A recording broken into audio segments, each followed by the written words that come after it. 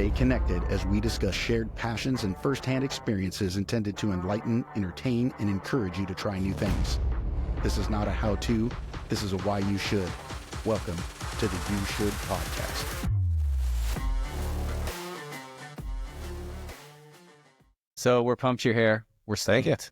We appreciate you coming in. We're excited about the topic. I remember when we got together and I asked you what you wanted to talk about, you said, I think without any hesitation, I really want to talk about retirement. Yeah, 100%. And I think for our age group, now that we're into our 50s, retirement, whether you're already retired or it's on the horizon at some point, trying to navigate that, trying to steer towards when do I retire, how do I retire?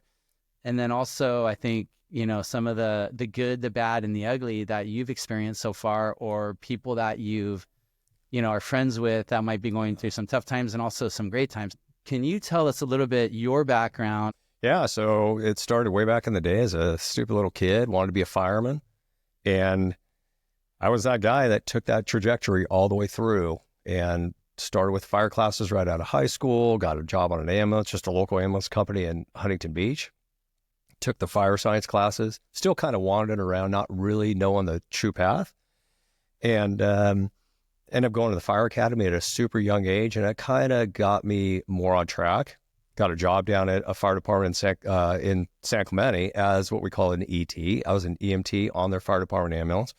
So I got a good kind of feel for how it was going to be. And then literally that just shot me off to continue on that path. Went to paramedic school, worked as a private paramedic in some pretty rough areas, and finally got hired as a fireman paramedic, actually. And was that at Garden Grove? That was actually the very first department I got hired at, was out in San Bernardino City Fire. They're not there. They're no longer. Now they're San Bernardino County Fire because the city ran into financial problems, but I worked there for a short time. And same thing like we talked about earlier, the good, the bad, and the ugly. Like hindsight is, in one fatal swoop, they laid off 19 of us. And it was the worst day of my life. I worked so hard to get a job as a firefighter, and I literally got a pink slip along with 18 other brothers. How old are you at this time? I was 24 at the time. Get a pink slip, going home. Here I am, living in an apartment in Irvine, had a job, making real money with a real retirement. Here I am now with a pink slip in my hand. Never understood what a pink slip is when you get fired. And that's what I had in my hand, went home, and it's like, I don't know what to do. I've got to, sooner or later, I'm going to have to pick myself back up, get rolling, and get over it. The pain and all that. And what it was is the reason they laid us off is there's a court injunction about the fire department starting its own transport service. Firefighter paramedics on the ambulances, transport, running all the calls. We had a private ambulance service. They didn't like that. It's going to take their bottom line away. So long story short, hindsight, right? That whole thing happens. I get hired at another department, Garden Grove, worked there for a bunch of years. And so the layoff to the hire, how long is that period of time? That layoff to getting hired was about 4 months. And during that time, the good thing, during that time when I got laid off, somebody made a phone call to one of the fire departments that I was actually on their list. I tested prior, got hired at San Bernardino City, took that job. The chief at the time said, "Hey, he's on our list. Tell him to enjoy himself. Don't get hurt." That was the key. Don't get hurt. They were going to hire me in October. Ended up getting hired in October. Mm-hmm. Wow. So I laid on the beach for about 4 months, with that pink slip, and then started at Garden Grove and worked there for most of my career until Orange County took us over. And then what was your first job at Garden Grove? Firefighter paramedic. Okay. So you did that. And then did you know that you always wanted to move up? So you get in at that. Was that part of your... Eventually. I didn't really have that first on my mind about I'm going to promote. I wanted to learn the job. I wanted to be really good at the job. I wanted to actually, to me, being a firefighter paramedic was the best of both worlds. Being a firefighter, you're fighting fire. On the medical side, you're doing just the basics, very basics. As a paramedic, you're doing the more advanced care. So I had best of both worlds. So I wanted to ride that for quite a while on a fire engine, sitting in the back seat, pulling the nozzle, fighting fire, and then also doing all of the patient care, starting IVs, intubating people, giving medications and drugs. So I loved that for a while, and then decided I was having some knee issues actually. And that kind of forced me, I'm going to take the engineer's test. So I hurt myself, had to have knee surgery, And here I am laying in the hospital, feeling sorry for myself over at Hogue, and had that knee taken care of and had to stay there for about 4 days because I was building scar tissue up pretty quickly. So they kept me in a machine, a PCM, they call it. Passive, what is that? It moves your leg for you is what it does. Flexes it back and forth. Yeah. And that was it right then and there. Like, I've taken the engineer's test. I can't carry that gear like I was down those hallways, down these long buildings and all that, these hotels. It was killing me. So difference between engineer and firefighter. Yeah, engineers driving the engine, operating the pumps, securing a water supply so the firefighters can get in, drag a hose line in, search for victims, rescue victims, and put the fire out and confine the fire. Gotcha. So yeah, so the engineers are driving the engines and trucks. So I took that test, and after I healed, took the test, passed, and became an engineer, drove that engine and truck for 9 years. Wow. So pretty cool. Yeah. But then things change, right? Pretty cool. But then you see the guys promoting to captain, and it's like, nope, not going to do it. I thought I was going to drive an engine forever because I didn't realize the succession plan that was happening. Like, these guys that I respect, who I'm driving for, who are my captains, given direction, these guys, I didn't realize one day they're going to retire. Just didn't have that in me. I was still kind of young. So when that finally started happening, I realized when some of these younger guys, like I said, were taking the test, fuck no. So I took the test. Took it a couple of times too. And so during this too, are you getting called out to if there's a forest fire or when other things are going on? Is that just part of being a firefighter? You get called and you guys go, whether it's a week or 2 weeks or? It depends what kind of, I was both on the job. You're taking the engines out, you're taking the brush rig out, you're going up north throughout California and in our own areas in Orange County and all that. But I was also on a management team. So on that management team, when a big forest fire would break out, I would be loaned from my department to the Forest Service or Cal Fire and go up on fires up by the Oregon border for 2 weeks. It was a 14-day commitment and all areas, and spent a couple weeks there. Yeah, so good times, but you're away from the family. Right. That was the most difficult time for everybody. I mean, I missed birthdays. I missed my son's birthday 2 years running. I was on a fire up at the Salmon August fire, which was up by the Oregon border. 2 weeks up there, missed his, I think that was his 9th birthday, which was tough for him, obviously. Me too. Missed that whole thing, came home. Hey, that'll never happen again. The following year on his 10th birthday, I'm on an engine in Irvine, and we get called out on our brush engine, 347. We go to a fire out in Murrieta. Hey, this is going to be a couple days. We'll be done. A couple days goes by. This thing's pretty much put to bed, pretty much put to rest for what we were needed for. And then as we're traveling home, we were in Lake Elsinore on that 15. We get a call. We're going up north. So we headed up to Big Pine, and I missed his birthday again. So yeah, a lot of times missing birthdays, Christmas. Yeah, and for being a firefighter, right? Yeah. That's part of the job. But It's part of it. But when it does happen internally, how do you process that mentally and still stay, hey, I have a job to do. Yep. I'm here to perform a job. However, I am missing important things in my life that I want to be a part of. So how do you mentally kind of manage those two emotions? Well, there's different levels, or I guess it's that whole defining line about the way it used to be and the way it is now. Back in the day, you had to handle it. You didn't have a choice. We didn't have our little cell phones to freaking do all this bullshit on. And what you basically do, or what I did, damage control. You do damage control at home. You got a job to go do, take care of your job, but do damage control at home. Talk to the family, let them know what the story is, and you prep them well in advance of these things happening. We know they were coming down. So that's what most of it was going up there, doing your job, but on the back end, family-wise, because we all had it going on, was doing damage control. So, it's just the way it is. We were used to it. Right. Yeah. I'm sure after a certain amount of years, like you said, I think you have that game plan. Hey, we know this is coming. We know, how this plays out. So it happens every year. And you can almost time it for up north, like in Northern California. You can time the lightning strikes and all those good things. You know when it's going to happen. So we were able to, at least for me, I was able to compartmentalize that and just work my way through it with the family, make sure everybody's on the same page. This is for the better of, it's for the betterment. One, we're making great money. We're getting paid overtime for this. And two, we're doing a service up there. And it's something to be proud of. And the family was good with it. Fast forward to today, as a captain sitting in that right seat, you're talking the freaking guys in the back of the engine off the ledge. My girlfriend doesn't want me to go. We have a brand new puppy. Well, am I going to have cell service? How about my Instagram? Get totally. Either get on the engine or get the fuck off. Right. So, but back in the day, it was just doing damage control. Yeah. You just did it. If you had to cry yourself to sleep in your tent or in your sleeping bag, so be it. You just did it. But don't let the guy see it. Right. Now they're doing it out in the open. Right. I can't go.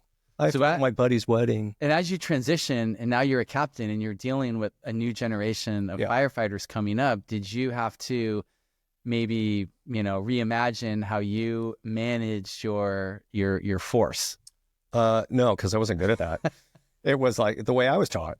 Totally. It's this way. It's going to be this way. And let's go. It's just the way it is. Right. That's just the way I learned. I mean, I didn't learn or was brought up by a bunch of guys that weren't a bunch of tough guys that I wasn't freaking scared to death of. Now it's like, just call HR. Yeah, I don't have to go. Right. I'll call HR and, my wife will complain. And that's what wives were doing. We're complaining to the fire chiefs. My husband's gone for 2 weeks. Your husband's gone freaking doing a good service, doing what he freaking raised his hand to do, and also making great money. Right. But it's a different world. I'm just not built for it. Yeah. So as you get into your mid 40s and retirement, you're captain, right? Where maybe you're arson, right? Investigation. So you're really in an amazing place in your career. Having fun. You're having fun where you want to be. You have new challenges that you're doing, right? Like getting on some additional task force or I know with the management team, right? Fighting fires and all this, but you're starting to look out towards retirement. And I know we have had so many conversations about just retirement, right? Sure have. When that was going to happen and how that was going to happen. Different when it comes to the retirement game. I had guys, I've talked to some of my buddies now that are 55 years old, been on the job for 30 years. Their runway is, they haven't even approached the runway yet. Like they're still doing circles around, because a couple of things aren't letting them go, right? It's either they're addicted to the money, which is fine, or the wives don't want them to retire, or their ego's getting in the way. Everybody's got their own reasons, and I'm not here to judge that. But for me, my runway was super long. It was the preparation of, because it's one of those things, right? They say, hey, death and taxes, and retirement, because one day the body's going to give up. My own doing, and then some of it was kind of third party. I had a captain that I was scared of, and I was a brand new firefighter medic, just this little kid, and just riding on his engine. He was going to tell me everything I needed to know, including what to do on a fire, and it was true. And he's the one that kind of prepped it. Is we have a retirement account. I'm a public employee, but we also have something called the 457B plan. It's a public employee retirement plan, like a 401k, that we're allotted to put in so much money that's dictated by the federal government every year. And he said, hey, you will max out. I had no idea about the money, never got used to the money. I wasn't making good money as a private medic out in Riverside, San Bernardino, where I was. So when I got that first paycheck, it was just a normal paycheck for me that I'd lived on and used to my means. And all that other money was just being sucked away into that 457B plan that I did for 30 years. And every time we had an increase that the federal government allowed us to increase that amount, I would just follow right along. So I never had it. I wasn't that rich fireman with a boat and a big old lifted truck. Oh, hell no. I drove a little Honda Civic for God knows how many years. And then I had that Armada for 13, 14 years. Never had a boat, never had a motorhome, any of that bullshit. And it's not because I didn't like that stuff. I just didn't have the money because it was all going to that retirement account. So you were paying yourself first. 100%. Right? And then saving a ton of money so I could buy my first house, which thank God I did. Hindsight again, right? I bought that first house in 1996 for $253,000, brand new house in Orange over in the hills here. And thank God I did, because that allowed the trajectory of everything else to go right up. But that was also the same thing. I wasn't buying the freaking new cars and the new motorhomes and the new, all that bullshit, going to the river and freaking just wasn't my gig. I was saving for a house, saving for retirement. But I also had that understanding that this shit show ain't going to last forever, and you're going to get hurt. Something's going to happen. Your chances of getting hurt on the job as a firefighter are 100%. It's just what it is going to be and when. So I kind of had that in mind, hey, this shit show ain't going to last forever. It could be a knee, it could be a back, it could be a career-ending injury, and you better be ready for this stuff. So I just had that really long path to retirement. And as retirement got closer and closer and you made that decision, okay, I am going to retire. Yeah. Was it more financially based, or was it more, I'm just ready to retire mentally, physically, it's time? For me, it was a multitude of things. It was, I had to turn 50 because that's our retirement system. So I had to turn 50. 2, financially, yeah, I was good to go. By no means was I rich. Did I have freaking monies piled up? I'm not a trust fund kid as much as I would like to be. I'd sure like to try it just once, but I'm not, and I wasn't. So financially, we were doing good. We live in a great house. Everything's manageable. Just kept all our finances where they need to be, but I turned 50. That's one thing. Well, I turned 50. I had the year, so everything kind of came together as a perfect storm, right?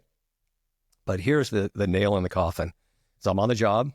One of the guys that I worked with at the fire academy that I've been teaching at for years prior to retirement, he got sick. Gets sick, has a brain tumor, ends up passing after about a 3-year battle. Pretty young guy. And I, in full uniform, just like all of us, we go to his funeral over at the Christ Cathedral there in Garden Grove. And I'm in full regalia, the whole thing. We're all lined up. Family passes us by. You feel the pain, all the sorrow and all that. And I've been to funerals before, really took them to heart, but really couldn't understand or have that lead to something such as retirement. I'm sitting in those pews, and that was it. That was it right then and there. I left, called in sick for the rest of the day, never went back to work ever again in my life. That was it. Wow. Yeah, that funeral. Yeah, damn. Now, fast forward being retired, then boom, go to another funeral and then another. So it's hindsight. Again, I mean, it's all going to come back to hindsight, right? I'm so glad I left because of this. Department I was working for, large agency, an opening came up in training, and on the advice of somebody that I trust, know, respect, it was, you got to take this. And the reason is because you get your full salary plus 17.5%. It's a huge bonus. Well, that 17.5% bonus goes on for the rest of my life. And based on the plan that I chose, my wife's life. Oh, wow. So it's 17.5% plus my education, incentives, and EMT bonus and all that stuff. So I took that job, and I went from a 24-hour shift. Well, we work at what we call a 48-96. At the fire station for 48 hours, you have 4 days off, a 96-hour off, which you really don't because you're getting called back for overtime because of fires and instances and rainstorms and all that good stuff. But that schedule changed from that 48-96 to 410s. I mean, I had to ask too, like, kind of, what the fuck is a 410? You're going to work 4 days a week, 10 hours a day. Right. So you're going to have Friday, Saturday, Sunday off like everybody else. So when I go to... Like most people would be like, oh my God, that's amazing. It's great. I thought it was horseshit. Oh my God, where do I sign that? I go to Home Depot, and there's 2 people in the store on a Tuesday at 1. Yeah. So unless there's a lunch cart out front. So they told me, hey, you're going to be on this. We're going to give you a vehicle. Sick company car. Like, dude, that Chevy was freaking... Yeah, Chevy Colorado in red with lights on it. It doesn't stick out like a sore thumb that I got to park in front of the damn house. Right. Kind of like when I was an arson investigator, having to park the old Astro van out in front with dark tinted windows. Like, you're either transporting a bunch of freaking people to farm, right, or something's going on here, right? So I went into training, and training is at headquarters in an office with 9 other guys and gals. Great group of people, but holy shit, those fluorescent lights will freaking cure cancer. Yep. It was my gig. I was a caged animal all of a sudden. It was a culture shock. Holy shit. You're going from a fire engine wearing, around the station, I was in shorts and a t-shirt and sandals. I didn't like bringing all those contaminants that we wore all in people's homes and fires and all into the station. So I wore sandals, t-shirt and shorts, board shorts. And now I'm in full uniform. There's chiefs all over the freaking place, and everybody's like, yes, sir, and all that. Holy shit. And freaking fluorescent lights. Right. And a desk with 2 giant freaking, I don't know, as big as this damn table. Right. I had 2 of them. Yeah. Telephone, 2 cell phones, and a pager. Wow. And responsibility now. Right. So I went and did that, and boy, oh boy. Well, I can tell you, Mark, I mean, 99.9% of the time when we get together, this is how the conversation is. Upbeat, we laugh, we're very just enthusiastic, having a blast. But when you would talk about that, your vibration got so low. It really was. So I could What's tell. my gig? Right. Yeah, Exactly. we're doing good work. Yep. The guys and girls of that department were doing good, solid work. And we had a good time and we made the best of it, but it just wasn't my deal, right? But looking back at it, coming off that fire engine, it was a good break because I was at home sleeping finally. Right. And not that I was sleeping a lot because I was on call a couple times a week to go on incidences as well. So on those incidences, I'd have, 2 cell phones and a pager right next to my head. Those would go off. I'd leave the house and then go run the call and come back. Mm-hmm. So I think when I got to that point in the office, kind of realistic, kind of like, Right. hey, I think that's going in the rearview mirror, being on an engine and all that stuff. I think this is going to be it till you retire. And I can't take this shit for very long. Even with great people. Right. It just wasn't happening. So when you do make the call Yep. to retire, Yeah. and it's final, right? So you make that call, paperwork, I'm sure, like you're signing paperwork and everything goes through. What is that feeling like? Tough. 30 years. 30 right? years. And that paperwork is literally so impersonal because you're on a computer. It's 8 clicks. It's 8 clicks away and your career is freaking officially over. But when you turned around after you were on the computer and you did the thing. I did it at home. But like so there wasn't like confetti and streamers. Yeah, and tears. They gave you like the big trophy, like you had just won. The trophies you're getting out alive. Right. But no, I mean, I did it at home with my wife because when you're making these 8 clicks about retiring out of the system, you've got to make some big time financial decisions about her getting that pay if you die first. If she dies, there's just decisions that need to be made. So it was difficult. So I'd like to say, yeah, it was confetti and, hey, congratulations, you're the best. Oh, fuck no. It was tears with my wife and I going, I just gave up my whole entire career. It's the only thing I've known since I was a box boy at Alpha Beta in freaking Huntington Beach. You give all that stuff up and that freaking paycheck, it's just a mental freaking game, is like that paycheck that you have earned. I've worked my whole entire life and overtime and tons of it and all that is gone. You make that conscious decision. I made that decision on my own. Nobody forced me to do it, but you make that decision, you hit that button and it's like, holy shit, how are we going to make this house payment, that car payment, the kids' private school, all that stuff? Well, there it is, right? It's that public pension. It's a pension. So that was hard to wrap my head around. There was no freaking glitz and glamour and all that shit. It was freaking, I retired on December 30th and December 30th that night in the freaking closet right before New Year's, after Christmas, shit, we're both in tears. What the fuck did I just do? Yeah. But it's just it's that one thing, right? You're giving everything up and it's taken that whole leap of faith. But on the backside of that is a commitment. You've got a public pension, which is a godsend. Absolutely no way do I take that for granted. And that thing will be there for the rest of my life, God willing, and my wife's life, who's younger than me. So, but it was tough. There was no glitz and glamour. It was fucking tears and waterworks.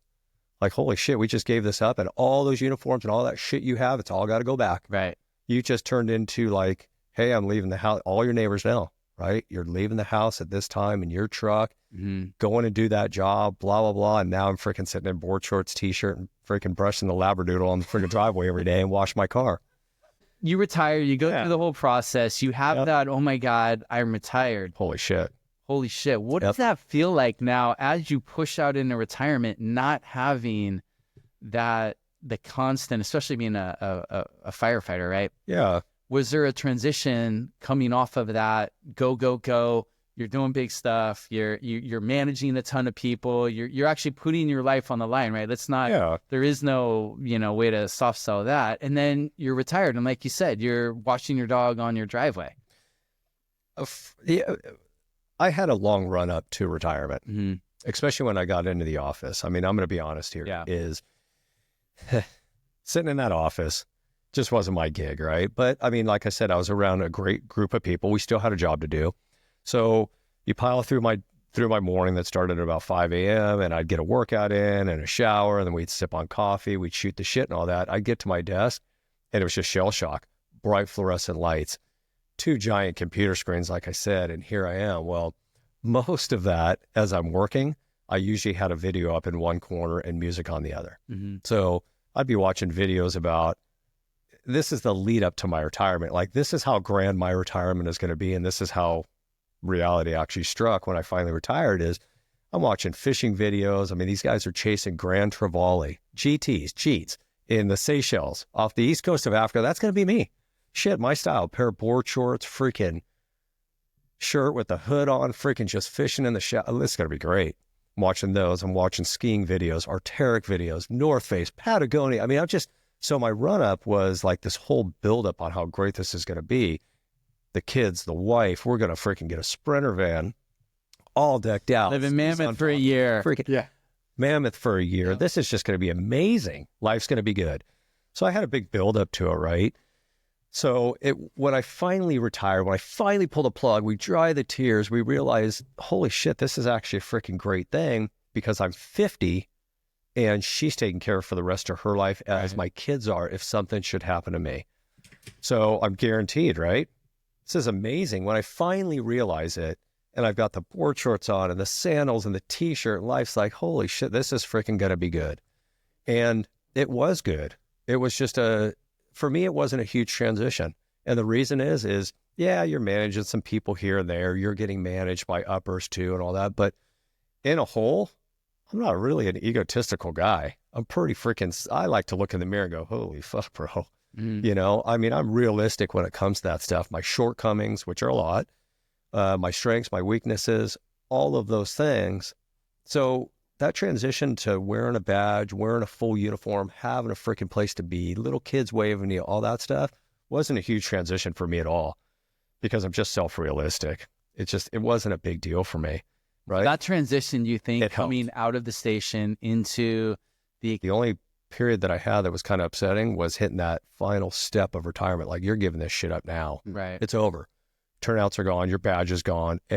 All your relationships you perceive that you see these guys and gals that you respect and trust and love and all that every single day, that's gone. So that's a great point that I wanted to talk about is as you transition into retirement, how do you maintain relationships? You minimize them.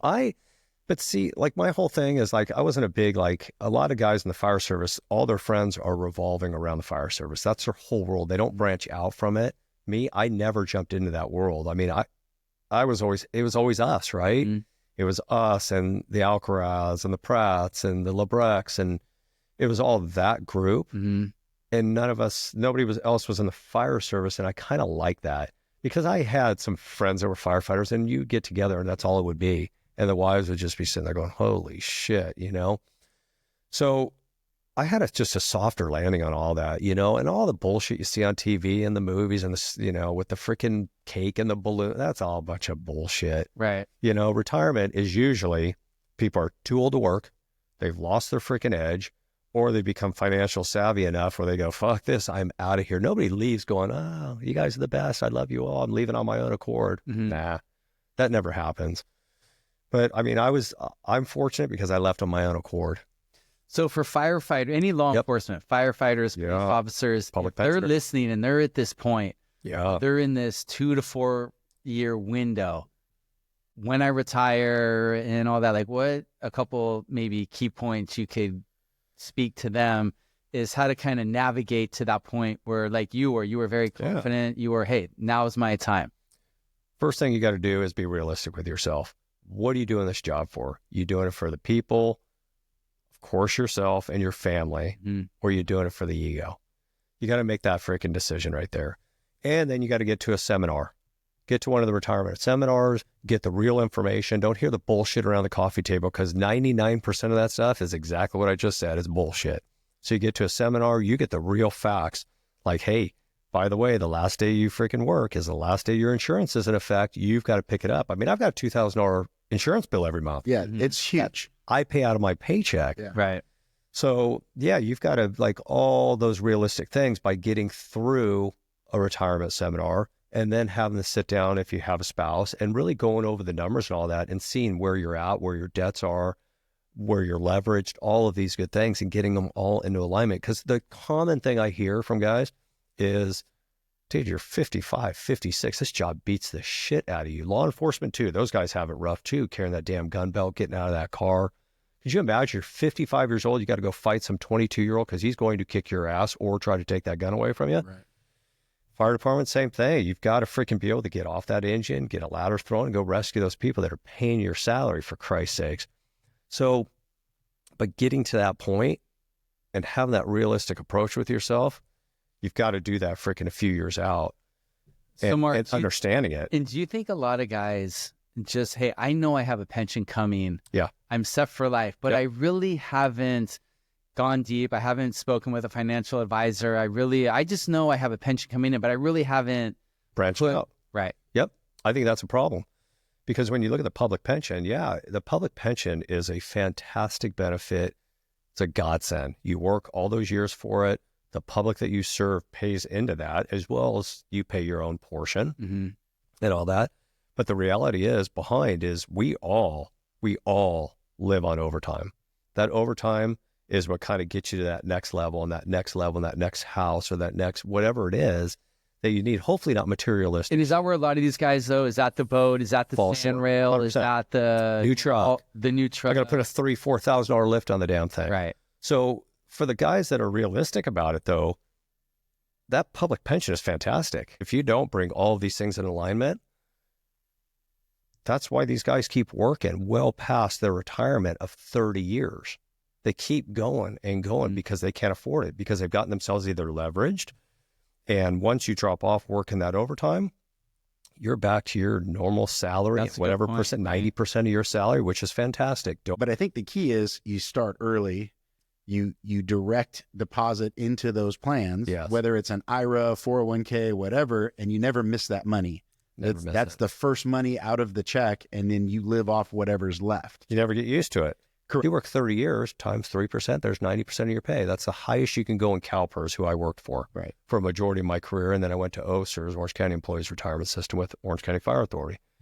So it's just one of those things. I had a projection. I was going to work till 53 and a half years old. That'll get me to 90%. I am out the door. Well, things changed. We went to another fire department because we got absorbed, and everything just changed right then and there.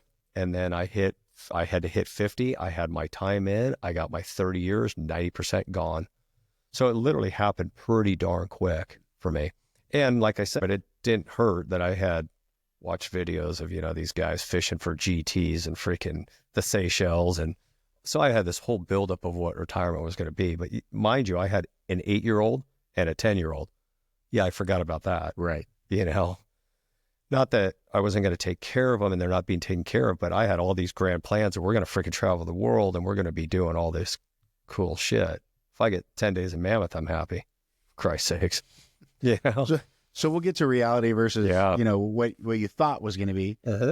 But for those that don't work in the public sector, right, who don't have this amazing public retirement, right? So again, it's still the same thing. It's contribute. It's find a retirement account, whether it's an IRA, 401k or something. Yes. Contribute early and max it out every year, because there's government limits on how much you can put in those accounts. 100%. And your goal should be to maximize those every single year.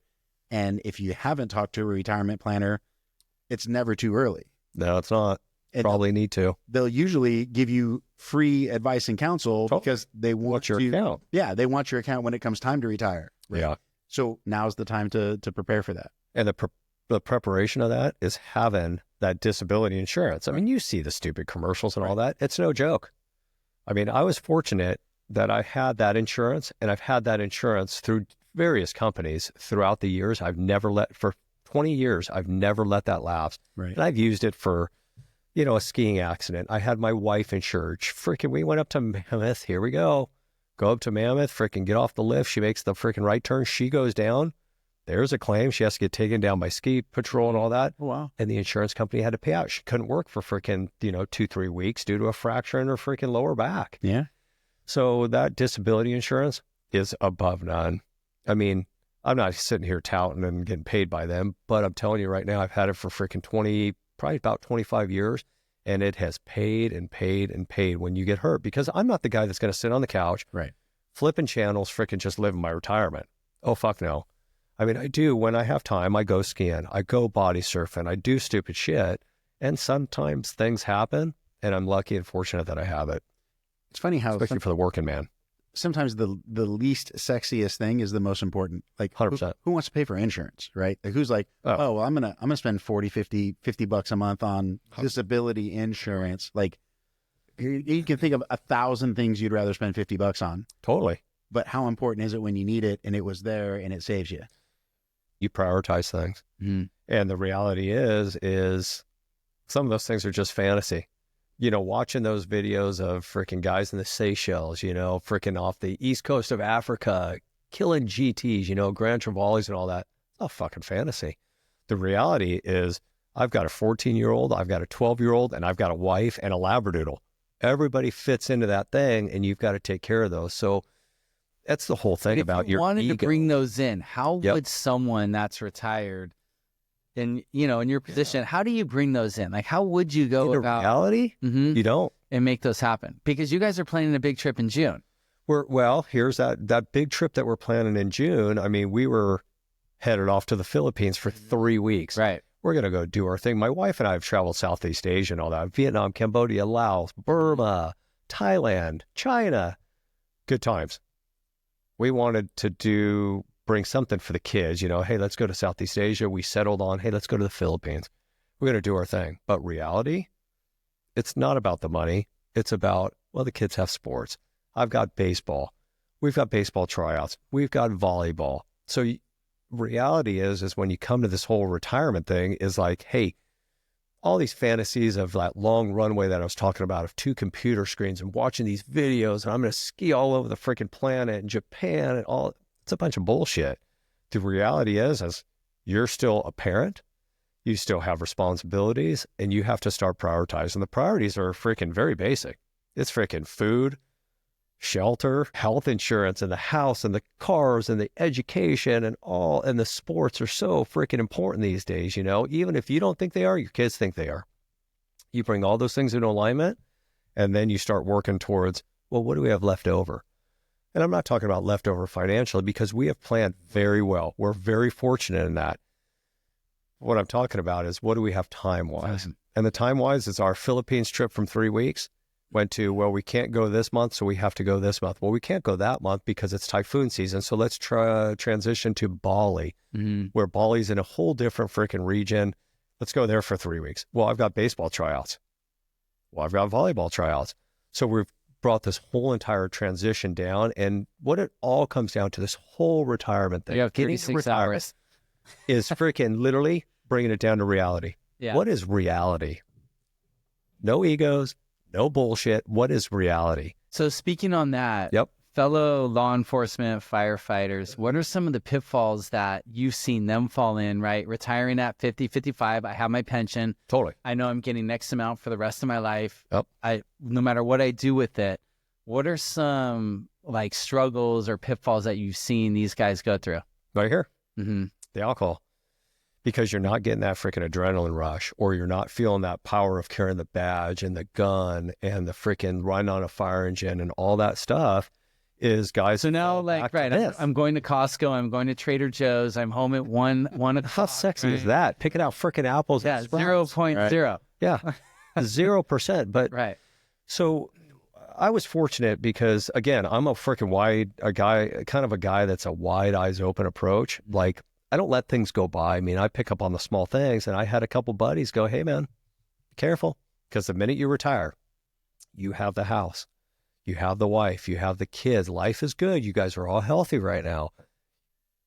But what it is that 5 o'clock turns into 4 o'clock, 3 o'clock, 2 o'clock, 1 o'clock. Next thing you know, at 10 o'clock, you're freaking sucking out. So that is a real thing. Oh, that's 100%. A real 100%. Cocktails, there's always a time. Sure, because you're sitting out in the backyard freaking by the pool, and you're like, fuck, what are we going to do today?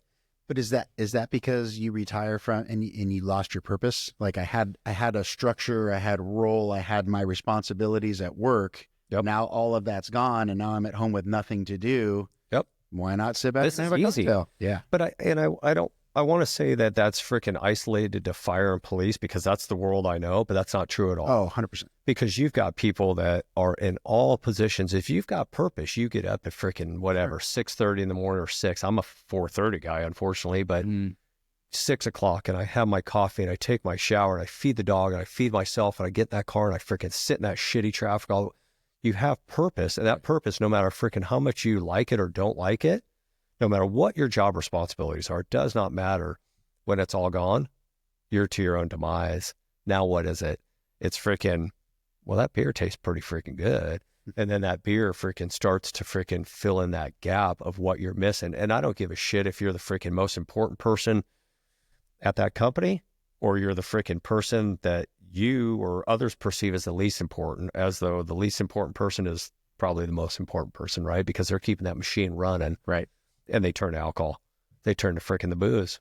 And I've had guys go to rehab over it. How would you negotiate that? So if I retire, right, and maybe I don't have a good support group, maybe I don't have that friend group I can talk to, and I do start finding myself cracking a beer at 10 a.m. Yeah. What would you recommend? Like, therapy. How do I get out of that? How do I manage to... Fucking therapy. Yep. And the day and whatever you want to say about it, but the day and age where that we're in right now, a lot of things go, and it's got to be some therapy. I was fortunate because like I said earlier, I'm an eyes wide open approach kind of guy. And I take my freaking cue sitting in that pew, watching this funeral go on, watching a family cry, my buddies in rehab, my other buddies in rehab, my other buddies in the freaking hospital because of freaking alcohol and pills. So I take a lot of those social cues, but a lot of people don't. So there's got to be that if you've got a long runway or a short runway, before you freaking actually throw the gear down and freaking touch wheels, wheels down type thing, maybe a little therapy in what you're freaking coming into. And it, like I said, it doesn't matter what position you're in. If you're coming in towards retirement, your world is going to become very freaking small. And I know plenty of people that freaking couch surf all freaking day. And then I know people that are freaking out walking, surfing, fishing, traveling, all living a freaking great life.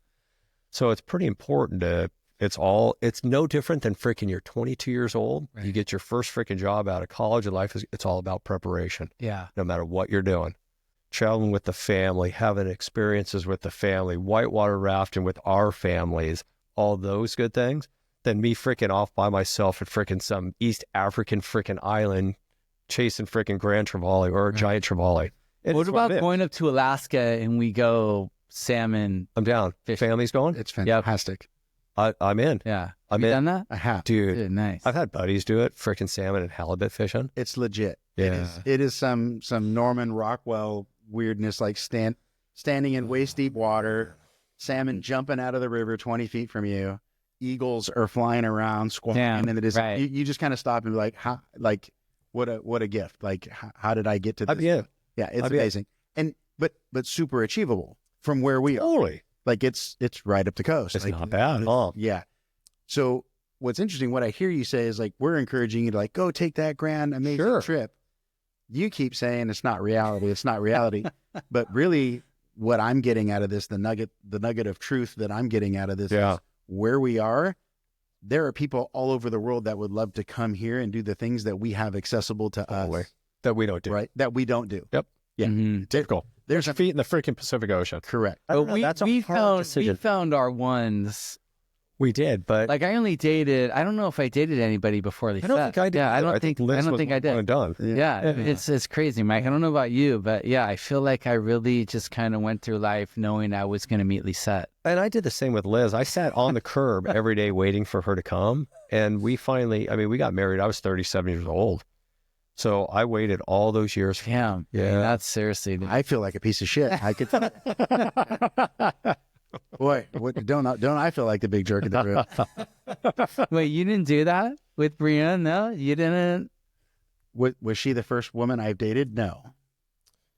But she was the first woman you truly loved. Like truly loved. Just say yes. Cause No. So I look at it different, right? We're going to edit this so you look amazing, just so you know. I think it's more important that she's the last woman that I ever loved. And the last one you want to ever love. Correct. Yeah. Like it's not how you start, it's how you end. True. Right? Yeah. So that's the thing. And we still got a lot of years left. So yeah, thank God. Right? Yeah. Well, I think that's such a great point is, retiring so early and knowing, man, I may have 40 years, if you live to 90, God, you could have 40 years. How do you maintaining relationships? Yeah. Be mentally just, you're not isolated, right? Because you could retire, be isolated. And Totally. then I think the alcohol thing kicks in. I start drinking. And Totally. It's a very slippery, it just, you slide into it and actually forcibly, hey, I need to keep my relationships with my friends or is it just, how do you, and again, we're like knee deep in kids stuff. Yeah, but I'm a routine guy. And so that routine's super important. I mean, family first. Mm-hmm. I mean, I have a routine every day, right? I wake up at 4:30 to 5 in the morning. I make the... Are you doing it? Yeah. So no, I do my AG1 in the morning. I hydrate. I put the dishes away. I reset the kitchen is what I do. So I make sure... Do you think that's from your fire routine. background? 100%. Yep. Right. Yep. So I reset the kitchen every morning. I put everything away. I freaking make coffee and I just kind of freaking cruise. I sit on a heating pad every morning to ease the back a little bit, pet the dog, and just kind of wait for that sun to rise and all that. And literally I sit there and I don't look at it going, God, I should be freaking on the other side of the planet. I look freaking across the street with the sun rising over the hills going, fuck, I'm lucky. Mm-hmm. You know, I retired at 50 for Christ's sakes. And there's not a day that goes by that I don't look at that and go, thank God. Because this is amazing. So it's the routine. And then the kids wake up and I make them breakfast. I take them to school every single day that I missed for 8 years for Zoe, 10 years for Jack. Mm-hmm. So in reality, kind of a subconscious way, this is just payback is all this is. I'm just freaking paying this freaking back for all those years I missed. So it's a routine thing is all it is. And yeah, I have grandeur of, yeah, it'd be freaking great to freaking run off to Mammoth and go freaking chase chair 3 all freaking day. And we do that, but we have to keep it in reality because the kids have sports and it's not about me. It's about freaking Jack and Zoe and Liz and then the dog and then me. Literally, that's what it's about in retirement. And now you only have the kids for a certain amount of time, right? Yeah, those years are numbered at this point, right? So you know that. You got a handful of years left when they're still going to be around. Where I'm still cool. Kind of. Yeah. Yeah, kind of. Right.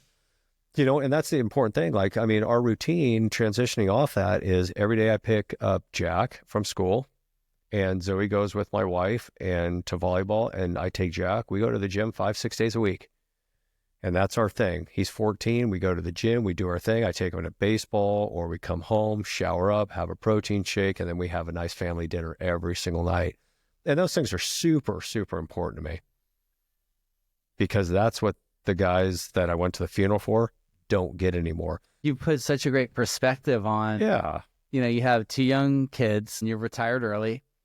You have an amazing pension. You've done amazing saving for it. Back to my original point, disability insurance. I'm at the time, I'm an engineer on the fire department. I'm driving a fire engine and I have one eyeball. And I've got a doctor sitting here telling me, hey, you got to have surgery on that eye. You freaking have shredded that cornea. You've got swelling to the freaking retina. And you may never freaking drive that fire engine again. Disability insurance. Out duck hunting with my dog Duke, freaking at a pothole. And what happened? How did you get? Oh, I freaking shot a load of ducks, put my gun down, had a little snack. It's about freaking 20 degrees outside, cold as shit. Life is good in the hood. We're just freaking watching the sunrise. I've already shot my ducks out, all 6 of them. Mm-hmm. Dog sitting next to me. We're happy-go-lucky. I'm a single guy at the time. Life is good. And I go to pick up that gun. And as soon as I pick up that gun, I was restraining a weed. And that weed had a freaking golf ball-sized freaking spike on the end. As soon as I picked that thing up, it literally went wham, smacks me in the eye, freaking drops me like that, blinds the eye. And here I am in a pothole out in a small town called Ronan, between Ronan and Flathead Lake, by myself, about 1.5 miles from my car, blinded in one eye.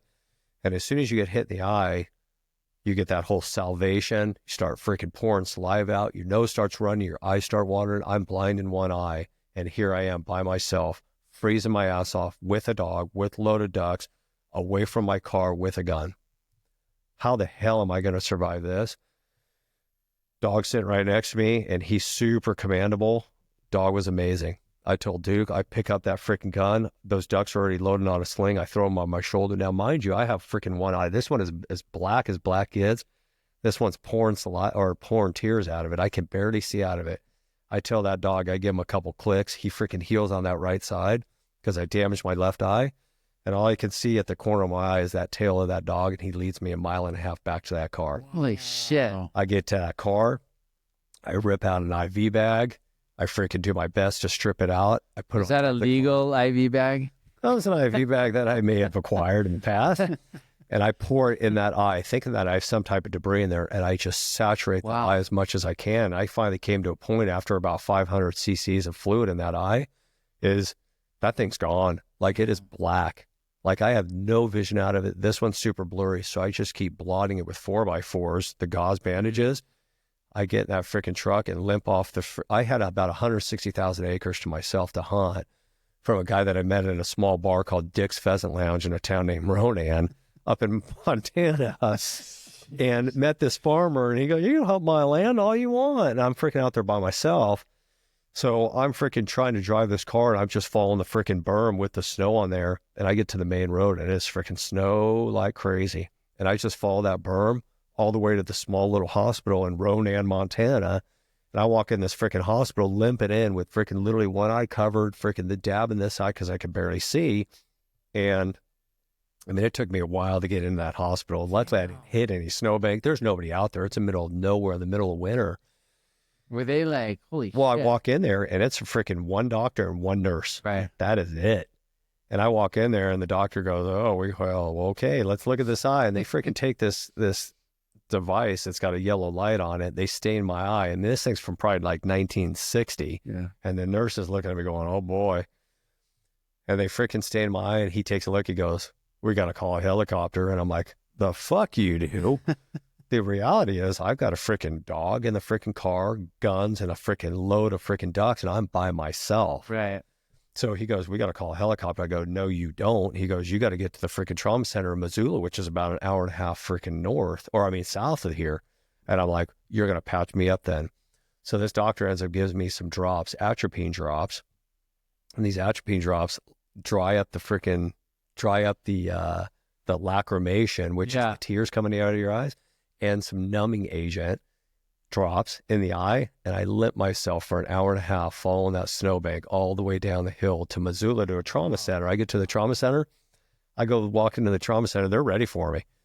I get into this trauma center, and here's this freaking eye surgeon. He looks at it. Let's go. He looks at this whole entire eye. He freaking, same thing. He stains it, looks at it. He goes, "You got to have surgery." He goes, "You have completely shredded your cornea. You've got swelling to your retina. You got to have surgery." And I go, "I can't. I got a dog in the freaking car. I am by myself." Same explanation, right? Yeah. He goes, "I'll do the best I can. We'll patch you up. You got to go home and rest and then try to get yourself home." So I called home.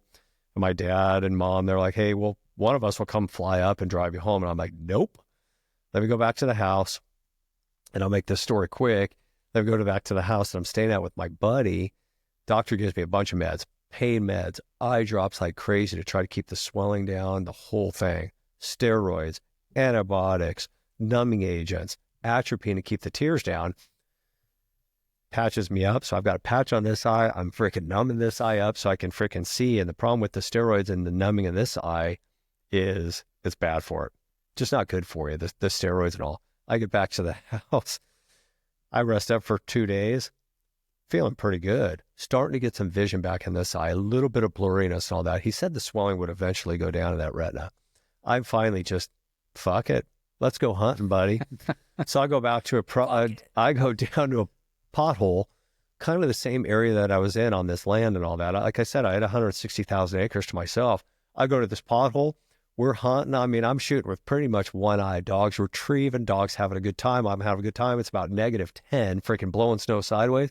I pull up on the freaking a shot. I go to freaking level that gun and just about pull that trigger and notice yellow on that thing and stop. And I look at it. It's a bald eagle. Oh, I'm good. Freaking unclick those 3 shells out of that, pick up the ducks, throw them over the shoulder. I go, "Let's go, dude. We're done. I'm done. I'm done." That's the sign. That's the sign. I take cues. Yeah. Most guys go, "Fuck that thing. Just shoot that thing out of here." You nailed the bald eagle. With Probably would have been jail time. Like that. Well, plus I was on Indian res. So I'm on the Salish Kootenai Indian res.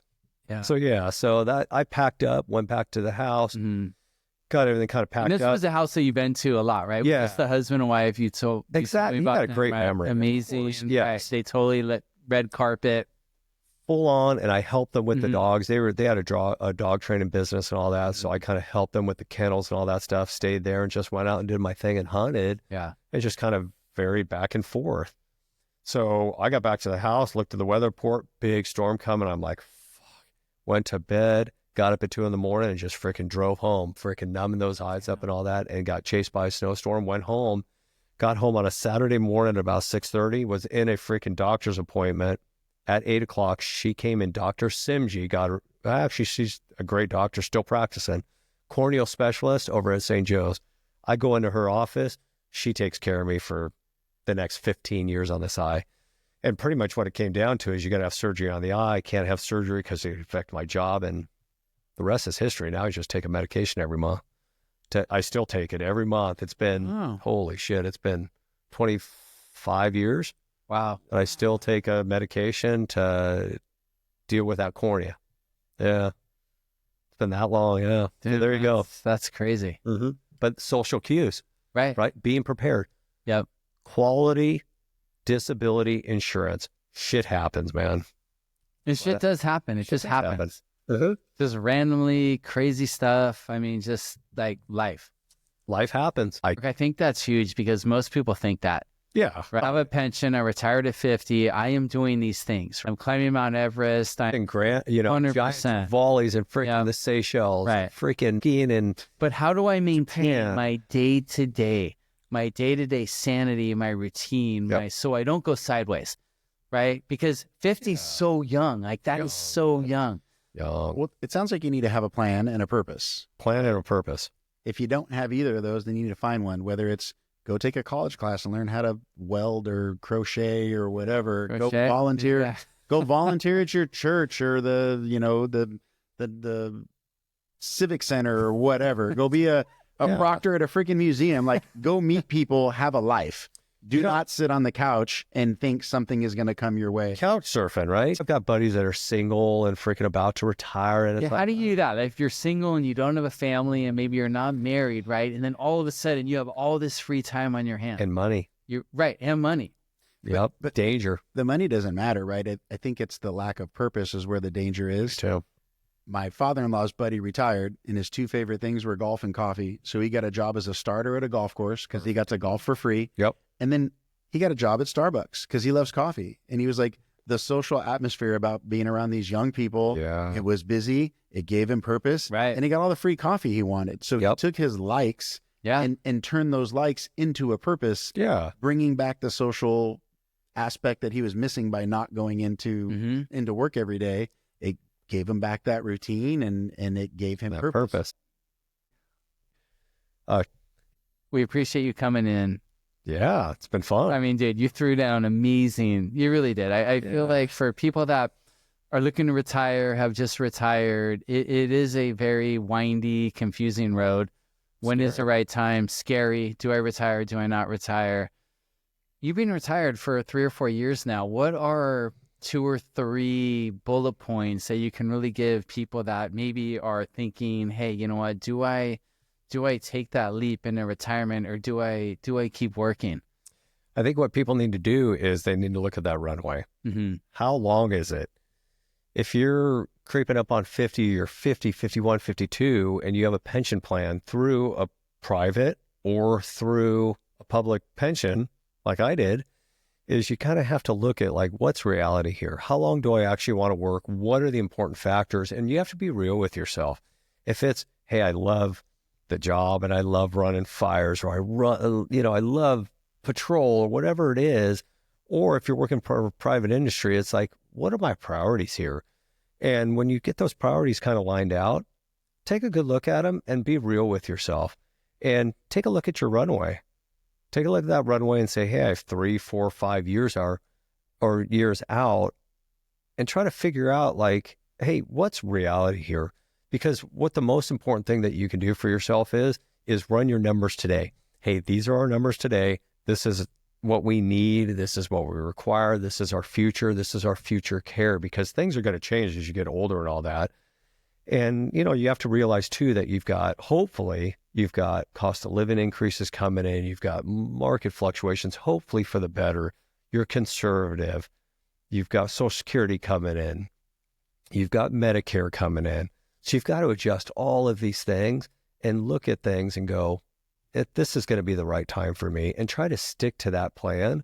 But in the process of sticking to that plan, don't alter your plan unless it's a shitty plan. In reality, for retirement and looking towards your retirement date, you got to be 100% realistic with your approach. So the financial component goes hand in hand with everything I want to do component. Totally. Right? Like if I want to travel the world and go to Italy and go to Machu Picchu and do all these things, right? That does correspond to, hey, how are my finances in line with my want to do list? You want to go climb Kilimanjaro. Mm-hmm. You want to go climb or do your thing or go wherever you want to go in the world. Mm-hmm. You have to look at yourself and look in the mirror, and you have to go, do my finances allow that? I think that's where we falter big time as Americans here. Our perspective is keeping up with the neighbors next door, right? Keeping up with the Joneses, and not the reality based. Well, I think that's my takeaway, Mark, from, speaking with you is get your own house in order. 100%. Do everything you can, right, to prepare yourself for the retirement, whenever that happens, whether it's at 50, 60, 70, whenever that happens, and make good decisions along the way. Seek out experts to help you. Yep. Right. That know more than us if needed. Right. And to follow their advice and just follow a plan, whatever that plan is for you. You have to do that because the inevitable is coming. That inevitable portion of it may come now. It may come in a couple months. It may come in the form of cancer. It may come in the form of being an idiot at the beach and freaking hurting yourself, or skiing, or drive down the street. We know what the tax or the accident rates are. It is what it is. So you've got to be prepared for this. And it doesn't, this whole thing that we've been talking about retirement, what we really should be talking about is preparation for the inevitable. That's kind of what this whole thing should be. Right. The preparation for the inevitable is the cancers, is the car accident, is the slip and fall, is the freaking burst appendix, whatever it is. Because I've got friends that, hey, private industry, hey, my appendix burst at freaking midnight. Next thing you know, I'm in the hospital paying $1,000 deductible, having surgery. I can't go to work the next day. Well, they're not going to pay me. So the inevitability of that stuff is we're all human and it's all going to affect us. Just because you're living the life now doesn't mean in 2 seconds it's not going to change. All right. So with that sobering news, bringing us down to that level, I want you to leave us on a high note. Okay. So what is one or two of your just amazing moments? I'm retired. This is amazing. I want you to inspire us, right? Like this is, give us one moment. Take us out on that high note of just like, this is fucking amazing. I'm retired. I can do this. Well, I got two things. One, skiing in Lake Louise, Canada with the kids, coming down a large, wide open area called Ptarmigan. And I'm just sitting there. Snow is barely falling. I got the beauty of Lake Louise. I got the two kids on my side. The wife is getting a massage because she's not in the whole ski thing. We're doing our thing. Nobody around. And I'm sitting here like, this is living, baby. And that's what we did. We had a great time. The second time, believe it or not, at the beach, having lunch with my family, living free, crushing my shoulder. The fact of the matter is, pain, agony, disruption of the family, but I could still provide. I still had health insurance to deal with it, and I could still be with my family. And that's just the way it is. You're going to look at me and go, you fucking broke your shoulder and that's a highlight of your life. Right. No, it's not a highlight. It's a shitty part of my life. But the highlight is I was with the family, doing our thing, having a nice lunch, being together, and we rallied around it and did our thing, and they took care of me. So have you ever been in the ocean before? Or was that your first time? Like, did you have fins on or no fins? I'm saying no fins. No fins. Right. Which I feel like that contributed to it. Okay. So, but have you ever been in the ocean before? Maybe once or twice. But hey, prior to that, about 2 weeks prior, I was over at Schoolyards. It's breaking about 6 feet. Yeah. Deeper water. Okay, I so got my fins on, signed by Mark Cunningham, my hero, body surfer. The problem I have with how you laid out how you got hurt is, bye everybody. Thanks for your time. You guys can continue. Technically you can't go over the falls on a 1 foot wave.